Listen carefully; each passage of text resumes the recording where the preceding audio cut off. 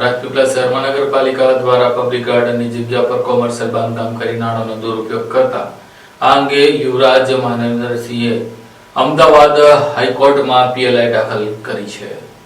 રાજપીપળામાં સર વિનાયક રાવ વૈદ્ય ગાર્ડનની જગ્યા પર કોમર્શિયલ બાંધકામ કરવા બાબતે રાજપીપળા રાજવી પરિવારના યુવરાજ માનવેન્દ્રસિંહ ગોહિલે અમદાવાદ હાઈકોર્ટમાં પીએલઆઈની ફરિયાદ દાખલ કરી છે. યુવરાજે જણાવ્યું છે કે આ બાંધકામ કેટલા એરિયામાં થયું તેની માહિતી ન હોય તેવી ઉમેરો કોર્ટને તાકીદ કરી છે. રાજપીપળા ગાર્ડનમાં ખાણીપીણીની રેકડીઓની જગ્યા પાકી દુકાનો આપવા બનાવી દીધી છે. યુવરાજ માનવેન્દ્રસિંહ ગોહિલે જાહેર નાણાંનો દુરુપયોગ કરાયાનો મુદ્દો ઉઠાવ્યો છે. રાજપીપળા નગરપાલિકા સત્તાવાળાઓના સ્થાનિક ગાર્ડનની અનામત જગ્યા પર કોમર્શિયલ બાંધકામ કરી જાહેર નાણાંનો દુરુપયોગ કરાવાનો મુદ્દો ઉઠાવ્યો. હાઈકોર્ટે અરજદાર પક્ષને કેટલા એરિયામાં બાંધકામ થયું છે તે સહિતની જરૂરી માહિતી પિટિશનમાં રજૂ કરવા તાકીદ કરી છે. આ કેસ 5 વર્ષથી કોર્ટમાં ચાલી રહ્યો છે. યુવરાજના જણાવ્યા અનુસાર મારા પરદાદા સ્વર્ગીય વિજયસિંહજી મહારાજ પ્રજાના મનોરંજન માટે રાજપીપળાના લોકો માટે પાલિકાને હરવા ફરવાના હેતુ માટે ગાર્ડન માટે જગ્યા આપી હતી. રાજપીપળા રાજ્યના વિલીનીકરણ વખતે લખ્યું હતું કે આ જગ્યાનો ઉપયોગ નોન કોમર્શિયલ હેતુ માટે કરવાનો છે, પણ રાજપીપળા નગરપાલિકાએ તેનો હેતુફેર કરી કોમર્શિયલ હેતુ માટે ગાર્ડનમાં ખાણીપીણીની કોમર્શિયલ દુકાનો બનાવી આર્થિક ફાયદો કરી રહ્યા છે, જેની પરવાનગી પણ બનાવી નથી. આ અંગે ઉચ્ચ કક્ષાએ ઘણી જગ્યાએ લેખિત રજૂઆત કરવા કોઈ ન્યાય ન મળતા છેવટે હાઈકોર્ટમાં પીઆઈએલ દાખલ કરવાની ફરજ પડી હોવાનું જણાવ્યું છે.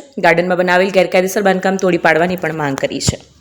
મારા પરદાદા મહારાજા વિજયસિંહજીએ વિલીનીકરણ વખતે એક બહુ સુંદર પબ્લિક ગાર્ડન રાજપીપળાના નાગરિકોના ભેટ માટે આપ્યું હતું અને એ વિલીનીકરણ વખતે એમને ચોખ્ખું લખેલું કે આ નોન કમર્શિયલ યુઝ માટે થવું જોઈએ અને તે છતાં રાજપીપળા નગરપાલિકાએ એ ગાર્ડનમાં એક શાક માર્કેટ બનાવવાની કોશિશ કરી, એનું સ્ટે લઈ આવ્યો. પછી ત્યાં કમર્શિયલ દુકાનો બનાવી છે જેની પરવાનગી પણ નથી લેવામાં આવી અને ત્યાં એ લોકો કમર્શિયલ પર્પઝ માટે આપવા માંગે છે.